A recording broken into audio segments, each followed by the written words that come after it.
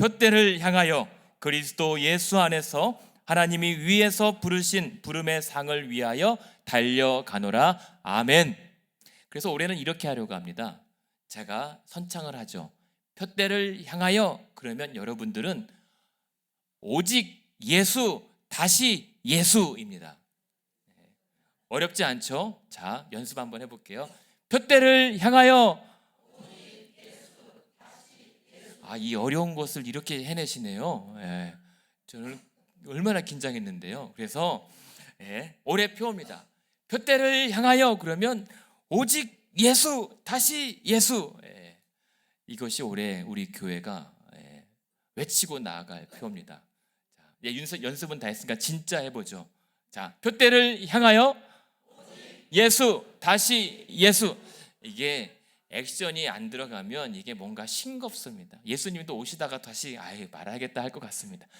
푯대를 향하여, 그러면 오직 예수, 다시 예수입니다. 자, 시작. 푯대를 향하여 오직 예수, 다시 예수. 아멘. 올해는 이렇게 푯대를 향하여 예수로 다시 한번 일어나 보는 여러분의 한 해, 그리고 교회 되기를 주님의 이름으로 축복합니다. 그도 그럴 것이 올해는 교회 창립 50주년을 맞이합니다. 우리 교회가 창립된 지 50년입니다. 근데 성경에서 50년은 희년이라고 말합니다. 희년이요. 희년은 어떤 말이냐면 모든 것을 원점에서 다시 시작하는 해입니다. 그것이 희년입니다. 그런데 세상에서 흔히 쓰는 말이 리셋 증후군이라는 말이 있습니다. 리셋이요. 여러분 컴퓨터를 사용하다 보면 막 뭔가 프로그램이 엉키고 잘 작동이 안 될 때 리셋 버튼 한번 누르면 컴퓨터가 꺼졌다 다시 켜집니다. 초기화 되는 겁니다. 그런 것처럼 현대인들은 자꾸만 했던 일들이 잘 안 되고 모든 만사가 헝클어져서 그냥 망가졌던 느낌이 들 때 다시 다 초기화해서 새롭게 하고 싶은 그러한 현실에 대한 회피 심리를 리셋 증후군이라고 얘기합니다. 그냥 다시 시작하고 싶다. 그런데요, 희년은 그러한 회피 심리와는 엄연히 다른 겁니다. 모든 것을 다시 새롭게 시작한다고 해서 엉클어진 것을 다시 그냥 그렇게 덮어놓고 시작하는 그런 것과는 전혀 차원이 다른 것이 희년입니다. 그래서 희년이 어디에서 나오냐면 레위기, 구약성경 레위기 25장에 나옵니다. 근데 그 희년에 대한 것을 굳이 설명을 간략하게 드리자면 성경에는 안식일이 있습니다. 매 7일째 되는 날이 안식일입니다. 아무것도 안 하고 쉬는 거죠. 그리고 그 7일이 아니라 7년째의 7째에 해당하는 해를 안식년이라고 얘기합니다. 그 안식년에도 농사를 짓지 않고 쉬는 해입니다. 그런데 그 안식년이 7번 49년째 이어서 50년째 되는 해를 희년이라고 얘기합니다. 그러니까 안식일보다 더 높은 게 안식년이라고 치자면 그 안식년의 안식년 가장 높은 등급의 안식해가 바로 희년인 것입니다. 근데 이때 희년은요, 이 큰 뿔 나팔을 크게 불어서 전국에 이제 희년이 시작되었습니다 라고 선포합니다. 그러면 이때 온 백성들은, 이스라엘 백성들은 무엇을 하게 되냐면 그 매었던 종들에게 자유를 선포합니다. 모든 종들을 자유인으로 풀어줍니다. 그리고 그때까지 지었던 모든 채무자의 빚을 다 탕감해 줍니다. 그리고 그 새에 주고받았던 거래했던 모든 토지와 가옥을 원래 주인에게 되돌려 줍니다. 그게 희년의 제도입니다. 결국은 그 모든 것을 되돌려주고 원점의 상태로 또 돌려보낸다라고 하는 것은 모든 것을 재설정하는 겁니다. 무엇을 통해서요? 그 모든 만물의 주인이 오직 하나님 한 분이시다라는 사실을 기억하게 하는 것입니다. 그게 희년이에요. 그래서 다시 자유인으로 돌려주고 빚도 탕감해주고 모든 땅도 돌려줘서 그 모든 것의 주인이 하나님이심을 기억하고 너희가 영원히 소유할 것처럼 살지 말라는 것. 그리고 오히려 그 원점으로 돌아가서 하나님께서 우리에게 베푸신 창조의 그 보시기 좋았던 상태, 하나님께서 우리에게 베풀어 주신 그 구원의 복된 초기 상태를 유지하고 보장하는 것이 바로 희년 제도였던 겁니다. 그런데 이 희년은 믿음 없이는 지키기가 어려웠어요. 왜냐하면 이 안식년 제도는, 안식일은 일을 해서는 안 됩니다. 농사를 짓지 못합니다. 그런데 안식년은 그 해를 몽땅 농사를 못 짓습니다. 일하지 못합니다. 그런데 그 안식년의 7번째 49년째 안식년이잖아요. 그때도 일을 하면 안 되는데 그 다음 해가 50년째 희년이란 말입니다. 그러면 그때도 일을 하면 안 돼요. 2년을 놀아야 됩니다. 흔히. 그러면 뭐 먹고 삽니까? 그래서 희년이 끝나고 51년째 그제서야 씨를 뿌리고 농사를 짓는다고 해도 1년은 기다려야 그 다음 해에 그 전에 거두었던 것을 거두어서 먹게 됩니다. 그러니까 희년을 지키려면 최소한 3년은 쉬어야 되는 겁니다. 어떻게 먹고 살지 막막한 상황에서 하나님께서 지키시라고 하는 이 제도를 그냥 믿음으로 순종하고 따라가야 되는 것이 희년이었습니다.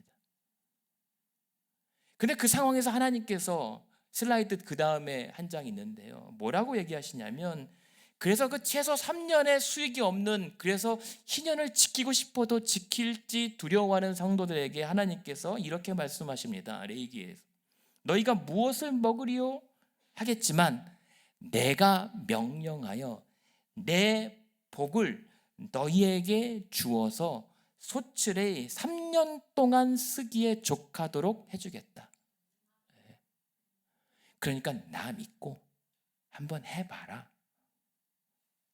이 말은 뭐냐면, 그렇게 백성을 그렇게 쉬게 하고 싶으신 하나님의 속뜻은 무엇인가 하면, 그러니 대신 이러한 안식을 통해서 회복할 것을 회복하라. 하나님을 회복하고 하나님의 말씀을 회복하고 그 믿음의 본질을 회복하는 것, 하나님의 규례와 법도를 회복하는 것에 힘쓰라. 당신들의 삶의 중심을 하나님으로 다시 이동시켜라 라고 했던 것이 희년의 정신이었던 겁니다. 그것을 위해서 하나님께서 필요한 은혜는 다 공급할 터이니 가장 중요한 것은 너의 먹고 사는 문제가 아니라 하나님을 회복하는 것, 하나님의 규례와 법도를 회복하는 것이 우선이다 라고 하는 것을 알려주는 제도입니다. 그래서 그 희년의 그 바탕으로, 배경으로 일어난 구약의 사건이, 민수기에 보면 슬로브앗의 딸들이, 그때 당시에 남자들에게만 땅을 유업으로 받게 했던 그 시대에 이 딸들이 땅을 요청합니다. 그 땅을 요청하고 물려받게 되는 그 상황이 바로 희년의 상황을 배경으로 진행된 사건이고, 여러분이 잘 아시는 예레미야 선지자가 감옥에 갇힙니다. 근데 감옥에 갇힌 사람이 하나멜이라고 하는 친척의 땅을 사게 됩니다. 아니, 감옥에 갇혀 언제 죽을지 모르는 사람이 땅을 사서 뭔 소용이 있겠습니까? 이것도 마찬가지로 그 하나님의 희년을 배경으로 염두에 두고 진행된 사건인 겁니다. 그런데 이 희년이 왜 하나님께서 그토록 강조해 오셨냐면, 이 희년 정신을 가장 극적으로, 결정적으로 담아낸 말씀이 이사야서 말씀이거든요. 두 번째 슬라이드 보면 우리가 함께 말씀 잘 보이시는지요? 우리가 이사야서 61장 1절에서 3절이 그 희년의 목표와 정신을 가장 잘 담아낸 말씀인데요, 우리 함께 봉독해 보겠습니다. 시작. 주 여호와의 영이 내게 내리셨으니 이는 여호와께서 내게 기름을 부으사 가난한 자에게 아름다운 소식을 전하게 하려 하심이라. 나를 보내사 마음이 상한 자를 고치며 포로된 자에게 자유를, 갇힌 자에게 노임을 선포하며 여호와의 은혜의 해와 우리 하나님의 보복의 날을 선포하여 모든 슬픈 자를 위로하되 무릇 시온에서 슬퍼하는 자에게 화관을 주어 그 죄를 대신하며 기쁨의 기름으로 그 슬픔을 대신하며 그 찬송의 옷으로 그 근심을 대신하시고 그들의 의의 나무 곧 여호와께서 심으신 그 영광을 나타낼 자라 일컬음을 받게 하려 하심이라. 아멘. 이것이 희년의 목표였던 겁니다. 하나님께서 기름 부은 자를 통하여 아름다운 소식을 전하고 이를 통해서 마음이 상한 자를 고쳐주고 포로된 자를 자유케 하고 갇힌 자에게 노임을 선포하는 것, 그래서 슬픔과 근심을 기쁨으로 갚아주시는 것, 그것이 바로 희년의 결정이었다는 거죠. 그런데요, 이 이사야서의 말씀이 어디에서 이 희년이 완벽하게 성취가 되냐면 그 다음 슬라이드에 있는데요, 바로 신약의 누가복음 4장 16절에서 21절에 예수님께서 이 말씀을 인용하십니다. 목 아프시니까 이번엔 제가 봉독해 드릴게요. 뭐냐면 누가복음 4장에서 예수께서 그 자라나셨던 곧 나사렛에 이르러 안식일에 늘 하시던 대로 회당에 들어가셨고 성경을 읽으려고 서셨는데 마침 선지자 그 이사야의 글을 드리고 책을 펴서 이렇게 찾으시니 뭐라고 말씀하시냐면 곧 주의 성령이 내게 임하셨으니 이는 가난한 자에게 복음을 전하게 하시려고 내게 기름을 부으시고 나를 보내사 포로된 자에게 자유를, 눈먼 자에게 다시 보게 함을 전파하며 눌린 자를 자유롭게 하고 주의 은혜를 전파하게 하려 하심이라. 이에 예수께서 말씀하시되 이 글이 오늘 너희 귀에 응하였느니라. 아멘. 무슨 말씀입니까? 그 하나님께서 그 희년을 통하여 하나님의 규례와 법도를 회복하라고 했던 그 희년이 이사야 선지자, 그 희년이 잘 지켜지지 못했던 그 시대에 부패한 이스라엘 백성들에게 이사야를 통해서 그것을 회복하게 할 것이다 라고 했던 그 말씀이 결국은 예수께서 이 일이 너희 귀에 오늘 응하였다, 바로 성취되었다, 바로 나로 말미암아 그 희년이 이루어졌다라고 말씀하신 거예요. 그래서 이사야를 통해서 들려줬던 그 아름다운 소식이 예수의 복음으로 우리에게 선포된 겁니다. 놀랍지 않습니까? 그 이사야 61장은 그 여호와의 영에 부음받은 종의 선포를 통해서 그러한 자유가 이루어질 것이다라고 했던 이 말씀은요, 원래 창세기 1장에서 여호와의 영이 수면 위에 운행하던 태초에 하나님의 말씀의 선포로 이루어진 천지 창조 사건을 반영하는 겁니다. 그 하나님의 창조가 이제 타락으로 인하여 훼손되었지만 하나님께서 그 희년을, 그 자유를 회복하시기 위하여 이사야를 통해 그 말씀을 선포해야 했다면 이제 그 말씀을 예수 그리스도의 복음의 선포를 통하여 재창조가 일어났다. 이 말씀을 지금 우리에게 들려주신 겁니다. 그러니까 그 희년의 이 아름다운 소식은 복음이 되었고요, 그 완벽한 희년을 성취하신 이가 예수 그리스도이신 겁니다. 그래서 구약시대에 그 땅, 토지가 돌려받을 기업이었다면 신약시대를 사는 저와 여러분에게는 하나님 나라가 물려받을 유업이 된 겁니다. 그래서 그 희년 정신의 실천, 그 모든 종들을 자유케 하고 그 빚을 탕감해주고 그 땅을 돌려주는 그 모든 희년 정신의 실천은 초대교회에서 그 성도들이 자신들의 소유를 팔아 가난한 성도들을 구제했던 새 이스라엘 된 교회의 역할과 책임과 사명으로 이어진 겁니다.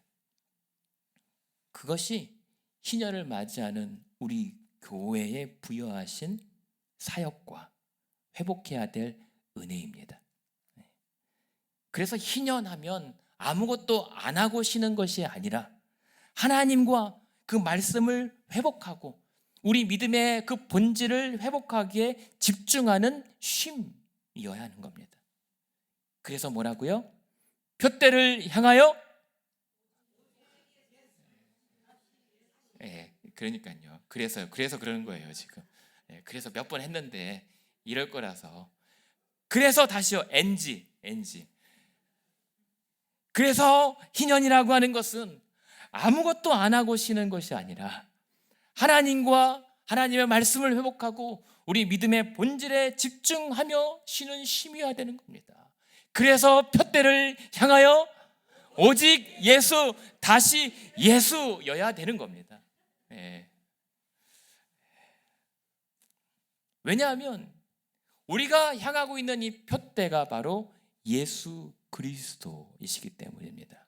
더 정확히는 우리가 향하여 달려가는 푯대는 우리가 예수 그리스도를 완전하고 온전하게 얻게 되는 것, 예수 그리스도를 온전히 알게 되는 것, 그것이 우리의 결승 지점이라는 것입니다. 원래 푯대라고 하는 이 단어는 당시 시대의 전차 경주 혹은 육상 경기의 결승점 같은 겁니다. 거기를 향해서 달려가는 거예요. 근데 오늘 본문에 그리스도 예수 안에서 하나님이 위에서 부르신 부름의 상을 위하여 달려간다고 하잖아요. 부름의 상입니다. 제가 이래봬도요, 자주 있었던 일은 아닙니다만 가끔 학창 시절 월요일마다 운동장에서 조회 같은 걸 했었거든요. 그러면 그때 전교생이 서 있는데 제 이름을 교장 선생님이 부르십니다. 김정국, 혼내려고 하는 게 아니라 나와서 대표로 상 받으라고. 그 기분 아십니까? 아실란가 모르겠네요. 몇 번 있었습니다. 기억도 가물가물하지만 그때 그 아찔하고 찌릿함, 모든 사람들이 쳐다보는 가운데 내 이름을 알아 불러서 그 앞에서 그 부름의 상을 받는 그 장면, 이게 하나님이 위에서 부르신 부름의 상을 위하여 달려가는 모습인 겁니다. 그러니까 이 푯대를 향하여 달려간다라고 하는 것은 그 불려가서 우리가 받게 되는 상이라고 하는 게 결국 무엇입니까? 9절 한번 올라가 보시겠습니까? 9절에 보면 그리스도 예수를 아는 지식이 가장 고상하기 때문이라 내가 그를 위하여 모든 것을 잃어버리고 배설물로 여김은 그리스도를 얻고 그 안에서 발견되려 함이니 라고 얘기하죠. 우리가 푯대를 향하여 마침내 달려가서 얻게 될 상은 그 푯대가 예수 그리스도를 완전히 얻게 되고 온전히 알게 되는 것이라면 그 푯대의 결승 지점에 우리는 예수 그리스도 안에서 발견됨, 그것이 우리의 상이라는 겁니다. 그날 그 지점에 그 현장에서 그리스도께서 나를 알고 지목하여 불러주심, 그것이 우리가 받게 될 영광스러운 상급이라는 것입니다. 그러니까 이를 위해서 푯대를 향하여 달려간다라고 하는 것은 그 상 받기까지 믿음으로 예수 그리스도 안에서 성취하신 영원한 희년인 그 구원의 결승점 향해서 뛰쳐나가자는 겁니다. 대신에 그 위에 바로 13절 후반에 보면 뭐라고 얘기합니까? 대신 그러기 위해서는 그때까지 한 일, 즉 내 뒤에 있는 것은 잊어버리고 가야 되는 겁니다.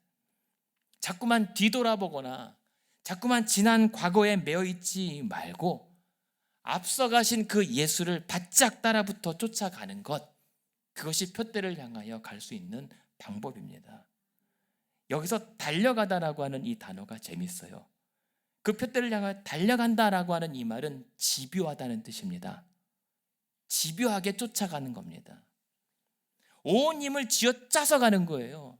그냥 설렁설렁 가는 것이 아니라 온 내 힘을 쥐어짜서 어떻게든 집요하게 예수를 잡고 늘어지는 것, 그게 달려가는 겁니다. 그게 우리의 믿음이라는 거죠. 그런데 이 역설은 뭐냐면 6절 보시겠습니까?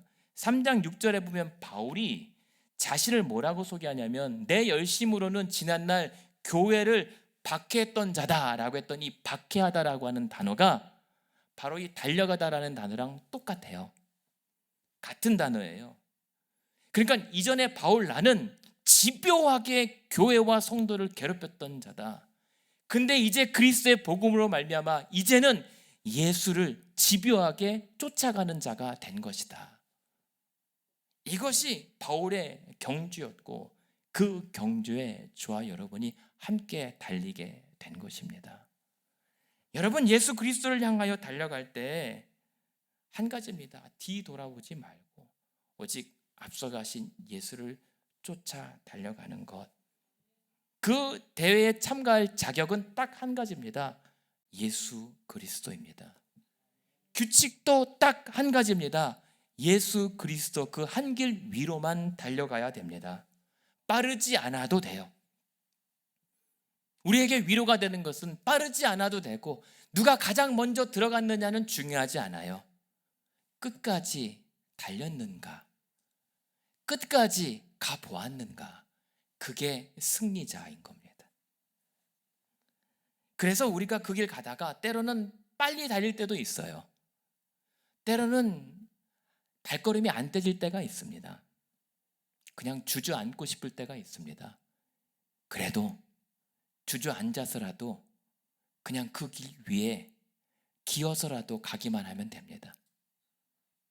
때로는 내가 너무 몸져 누워서 가지 못할 때 옆에 있는 성도들이 조금씩이라도 부축해서 가기만 하면 이번에도 자기 아들을 아는 같이 대신 우리로 그 지점에 이르게 하십니다. 그게 우리의 경주예요. 그래서 우리가 특세 때 우리가 이 달려가를 어떻게 달려갈 것인가를 함께 살펴볼 거예요. 어떻게 달릴 것인가? 첫 번째는 해로 여길 것, 그리고 사로잡혀야 되는 것, 그리고 잊어버릴 것, 대신 달려가야 할 것, 이 네 가지 주제로 함께 말씀을 나누고 함께 기도할 겁니다. 단 한 가지, 우리에게는 예수 그리스도만 바라보고 쫓아가면 되는 것, 괜히 지나간 뒷일에 매여있지 않는 것, 그러면 우리로 어느새 그 표대에 이르게 하시는 겁니다. 그래서 은혜로 가는 겁니다. 대신 오늘 여러분들이 이 예배를 마치고 드리는 숙제는 뭐냐면, 아까 보여드렸던 이 동역 신청서 있잖아요. 이걸 왜 여러분들에게 나눠드렸냐면, 요즘에 운동회는 안 하더라고요. 예전에 그 운동회 하면 축제였잖아요. 무슨 대회, 막 경쟁보다 운동회 하면 온 동네 잔치였잖아요. 막 김밥하고 맛있는 거 먹고 막 뭐 춤도 추고 장기자랑도 하고 매스게임도 하고 막 했던 것. 표정이 저만 운동했던 걸로. 근데 그때요, 생각해 보면 그 운동회 마지막 그 피날레는 그겁니다. 이어달리기. 바통을 마지막 딱 이어받고 받는 그런 경기가 마무리인데, 그땐 그 막 흙 먼지 많은 운동장 위에 트랙이 잘 안 보이니까 막 밀가루 뿌려도 흩어지고 많이 못 뿌리니까 학생들을, 자원하는 학생들을 불러서 그 동그란 그 트랙 위에 앉아 있게 했어요. 그래서 트랙을 뛰는 주자들이 못 벗어나게 다 자리마다 앉아서 뛰는 사람들 응원하게 했거든요. 그래서 거기서 착안해서 여러분 만든 게 표대사역 동역 신청서입니다. 우리가 함께 이 안에 표대를 향하여 나아갈 텐데, 이따금 우리가 길을 잃지 않고 함께 그 지표와 함께 가기 위해서 응원하고 격려하기 위해서, 그리고 이 경주는 시합이 아니라 축제입니다. 즐겁고 흥겹게 가는 겁니다. 때로는 맛있는 음식도 먹고 나눠 먹고, 때로는 쉬고 즐겁게 가는 것이 바로 이 믿음의 경주라고 한다면, 그렇게 함께 올해 표대 사역에 함께할 주의 성도들을 모집합니다. 응원단을 모집합니다. 그래서 여러분, 이게 여러분들 잘 보시고 기도하시고 성령께서 응답 주시는 대로 동그라미 하셔서 넣어 주시면, 그렇다고 이거 우리 교회가 다 하고 싶다고 다 시켜주는 데가 아닙니다. 다 심사할 겁니다. 그러므로 여러분, 그러한 올해 한 해 표대를 향해 달려가는 사역에 함께 우리가 흥겹게 힘차게 달려나갔으면 좋겠습니다. 결론입니다. 요즘에 연인들이 사귈 때 하는 말이 그거래요. 자, 우리 오늘부터 1일이다 라고 하는 얘기가 있어요. 오늘부터 1일. 그렇습니다. 희년을 맞이하는 저와 여러분도 오늘부터 다시 그 1년의 첫날입니다. 지난 50년의 과거 역사를 애써 지우고 부정하자는 게 결코 아닙니다. 그거 지운다고 없앤다고 우리가 아닌 게 아니잖아요. 대신 시즌 2 시작하자는 겁니다. 새로운 은혜의 역사의 챕터를 채워 나가자는 겁니다. 드라마도요, 시즌 1보다 시즌 2가 더 재밌습니다. 여러분, 그러한 새로운 은혜의 역사의 챕터를 같이 써내려갔으면 좋겠습니다. 그러니 지난 일에 너무 매이지 마시고 다시 예수로 앞을 향해서 함께 매진하는 주의 성도들, 교회 되시기를 바랍니다. 우리가 지나간 일에 매여 있기에는 시간이 너무 없습니다. 자꾸만 뒤만 돌아보기에는 시간이 너무 아깝습니다. 아직 갈 길이 아직도 많이 남았는데 김밥도 먹고 응원도 하고 서로 흥겹게 즐거워할 일도 많은데 지나간 일에 우리가 발목 잡혀 있기에는 너무 속상한 일입니다. 여러분, 그 앞에 어떻게 될지 어떻게 감당할지 염려스럽다고요? 염려하지 마십시오. 뭐라고요? 하나님의 규례와 법도와 믿음의 본질과 예수 그리스도를 다시 우리 삶의 중심으로 모시기 위해서 그 필요한 3년치 복과 은혜와 소출을 예비하신 하나님이 우리와 함께 하십니다. 그 하나님을 믿고 올해 한번 다시 일어나 가보시죠. 충분한 은혜를 부어주실 줄로 믿습니다. 그렇게 오히려 그 가는 길에 참된 안식과 자유와 축복이 있을 것입니다. 저와 여러분, 그렇게 그런 표대를 향해서 힘차게 함께 출발하는 인생과 교회와 새해 되기를 우리 주님의 이름으로 축원합니다.